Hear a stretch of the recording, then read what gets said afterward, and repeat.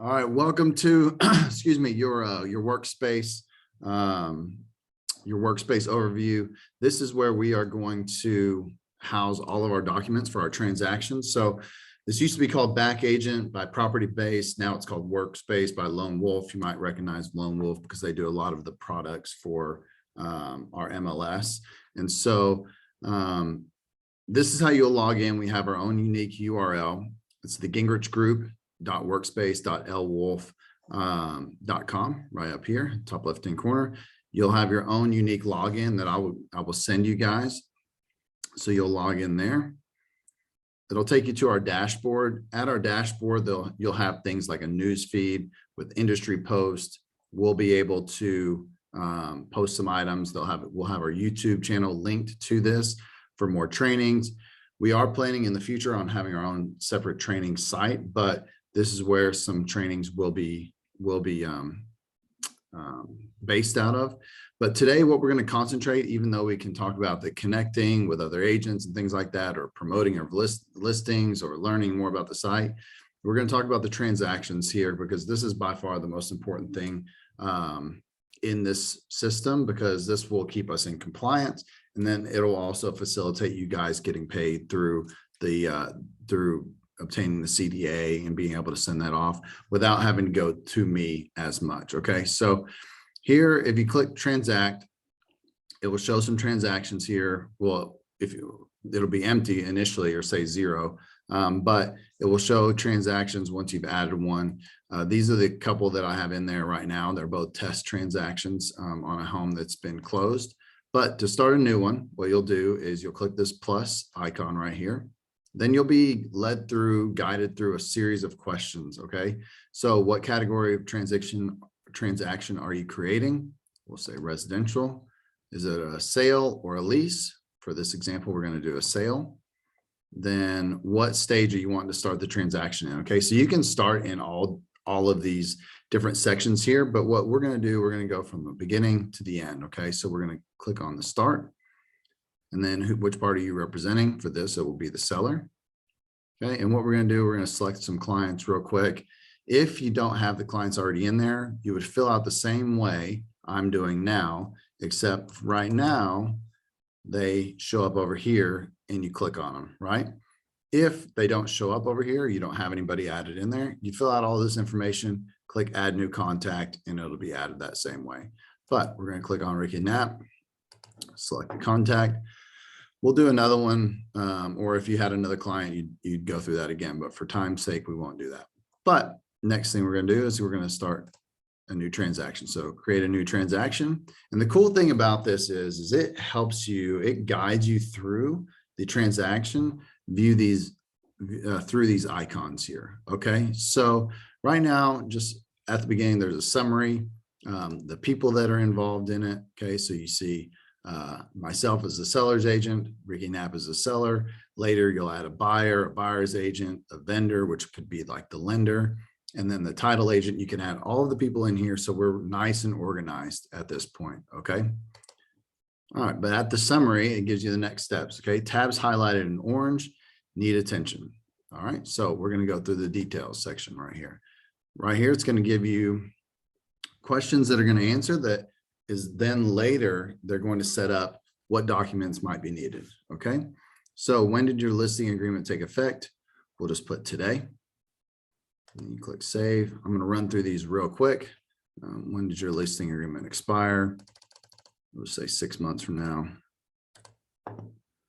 Property type is this, 1 to 4 family. Ownership status, conventional resale. Was the property built before 1978? This is one of those where if it was built before 1978, it would require the lead-based paint. If it's after, then it won't require the lead-based paint. So in this instance, it does not. So we're going to say no. Is the project subject to HOA? This one is. Is the project in the mud? Nope. Property in flood hazard? No. Will another party get a referral fee? Nope. Okay, so we're going to set the property now. This will take us to where we're going to do it. I don't believe it's going to work here because it's already listed in there, but we're going to search for it. You can search for it by address, MLS number. So we're going to search by MLS number. So maybe it will work here. We'll give it a try. Oh man, just had to pop down real quick. Give me 1 second. Okay, there we go. All right, so MLS, paste that in there, search. Okay, great, it did work. Okay, so select this listing and then set property now. Okay, so now it pulled out from the MLS these details along with the thumbnail picture there. Okay, so now all the details, instead of it being 10, just has 0. There are some other questions that will come up later on, but for right now, we're going to move on to the documents section. Okay, so document section, and I'm going to be jumping back and forth between this transaction and the one that I already did, so in the interest of time. But this is where you will upload all the documents that you need for the transactions. For instance, your information about brokerage services or your listing agreement. Let's go ahead and upload the listing agreement. So you come over here, click options, attach document, upload a file here. So select file, listing agreement. So you'll notice on the left-hand side here, or I believe on my left-hand side, it has the every page singled out to where you can select individual pages to then add the file, right? So, oh, whoops, my bad. Hold on 1 second. Let me do that again.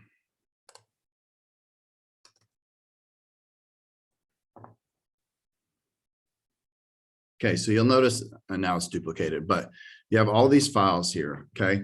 And you're thinking, well, why do I need to select all and then have them upload individually?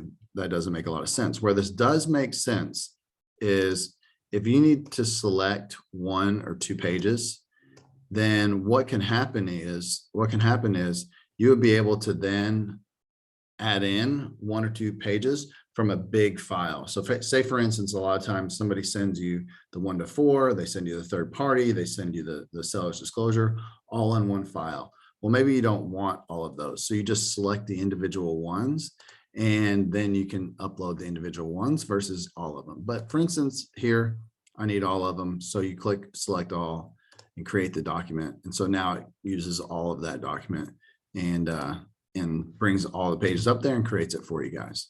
Okay, so this one's already used here, which is perfect. All right.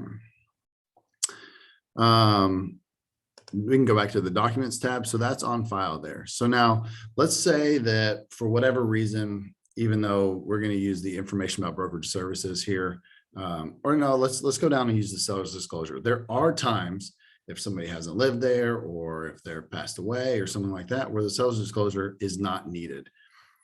So if we want to exempt the seller's disclosure, well, we can't here. Okay, let's see if we can do it here. Yeah. So if we want to exempt the seller's disclosure, what we can do is we can click options and instead of attach document, click request exemption. What that will do is that will send the administrator, you can write a little note in here, okay, but that will send the administrator an exemption request and ultimately we can approve or deny it. If it's something that is mandatory, obviously we're not going to approve that. But if it is something that is not needed, then we can accept the exception and then therefore you can move on and we can finish the file. Because without the file exempted, this will not allow you to move on. Okay, so we're going to go ahead and request that exemption. Not needed.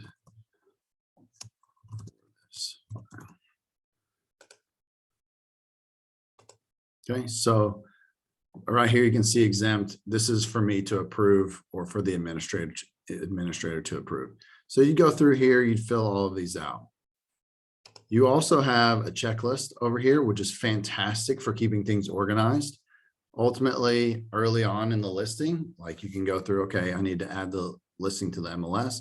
Let me set a due date on this and say, okay, I need to have it on there by the 20th. So you set the due date, boom. Then whether it's you or a team member or whatever, you know that this needs to be done, or your transaction coordinator or assistant, they know that this needs to be done by the 20th of December or January.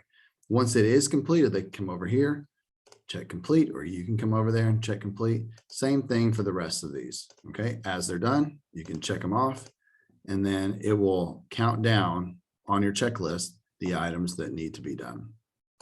here are the expenses, and then here's the history and where items that are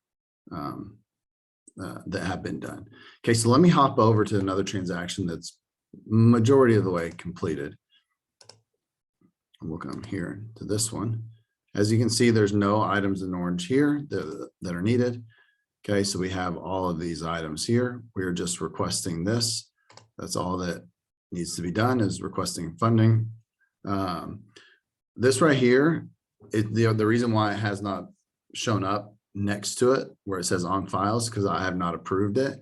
Okay, so but if you want to click view document, this is what our CDAs will look like moving forward. Okay, and so we will be able to send these out to the title companies without you guys having to do it, or without myself having to do it and then sending it on your behalf. Okay, so you'll be able to get these already up front, or not up front, but once everything's uploaded and approved, you'll be able to take care of these. Okay, so big plus there on that. As you move through these checklists and upload these documents, you'll be able to see, and it will adjust some of these sometimes. So for example, you go in here and you tell, okay, there needs to be an amendment. Well, what you can do is you upload a file here, and let's see here. Let's just say amendment here. Okay, select all, then create the document. Okay, and then it will show you like these are all the options for you to be able to choose from. And so amendments contract, there you go, save. So now you have added an additional amendment to contract. Okay, so that's how you add another document that might not show up here. All right. Ultimately, at that point, then you will submit the file. The file would go to me to approve. And then once it's approved, the CDA will be able to be released, and you can send that on to the title company. So that right there is the transactions. If you have any questions about this, it shouldn't be too difficult. You just kind of have to follow along, but I understand it's something that's new. So please feel free to reach out. You can give me a call or send me an email, and we can take care of you, and we can get you started on the right directions, because this is now something that is required. It is something that in order to stay compliant with TREC and everybody, we need to have a document system or a filing system, and this will be our solution for that for the foreseeable future. So if you have any questions, please feel free to reach out. I appreciate you taking the time to look at this. Once this gets onboarded and we get everybody's login information, we'll have a follow-up training, but I'll be sending those logins out to you guys shortly. All right. Thank you guys. I appreciate it.